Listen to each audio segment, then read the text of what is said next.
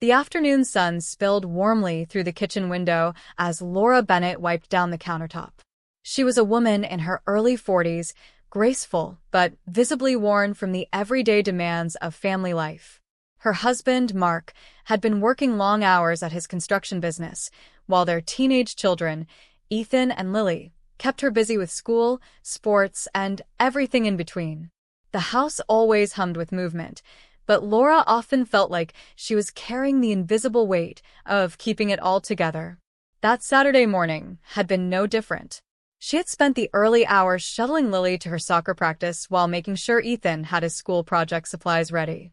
By the time she got back home, she could feel the dull ache in her shoulders, the kind of ache that comes not from one moment of exertion, but from weeks of carrying stress without pause. Mark noticed it when he came into the kitchen, still smelling faintly of fresh sawdust from the half-built deck he was working on outside. "You're stiff again, aren't you?" he asked, leaning against the doorframe.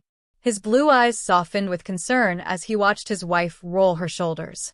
Laura smiled faintly, brushing off the comment. "It's nothing, really. Just tired, that's all." Mark stepped closer and gently placed his hands on her shoulders. "Come sit for a minute. You're always on your feet. Let me help." At first, Laura resisted. She wasn't used to slowing down for herself. But the earnestness in his voice made her pause. She sat at the dining table, resting her arms on the surface, and Mark stood behind her. His hands, rough from years of carpentry, began to move carefully over her tense muscles. Laura closed her eyes. She expected it to feel clumsy. After all, Mark wasn't a trained masseur, but the pressure was steady, firm, and surprisingly soothing. For the first time in weeks, she felt her shoulders begin to loosen. "You're good at this," she murmured, her voice half a whisper. Mark chuckled. "I guess all those years of working with my hands are good for something besides building fences." As his thumbs worked along the knots in her back, Laura felt a wave of calm wash over her. It wasn't just about the physical relief. It was the fact that Mark noticed, that he took the time to care when she hadn't even asked. She realized how often she brushed off her own needs, always putting the kids first, always making sure the house was running. But here, in this quiet moment, someone was taking care of her. When the massage ended, Laura turned and looked at her husband, her eyes shining. "You know, that might have just changed my whole day." Mark smiled, brushing a strand of hair from her face. "Good. Because you deserve it." What neither of them realized in that moment was how something so small, a simple massage, would ripple through their family life in ways they never expected.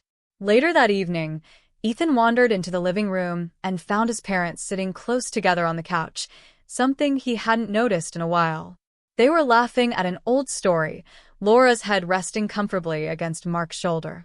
It made him pause at the doorway, because even though he was only 16, he could sense when something in the house felt different, lighter.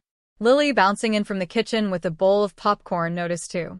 "What are you guys so happy about?" she teased, plopping down in the armchair. Laura smiled knowingly. "Oh, nothing. Just realizing how important it is to take care of each other." The kids didn't press for details, but that night, the house seemed warmer somehow. Conversations lingered longer at the dinner table. Smiles came easier. And as the days went on, Laura and Mark both found themselves trying, in small but meaningful ways, to give each other the same kind of care and attention that simple massage had sparked. But the true test came a few weeks later, when an unexpected challenge shook their family and reminded them just how powerful those small acts of love could be.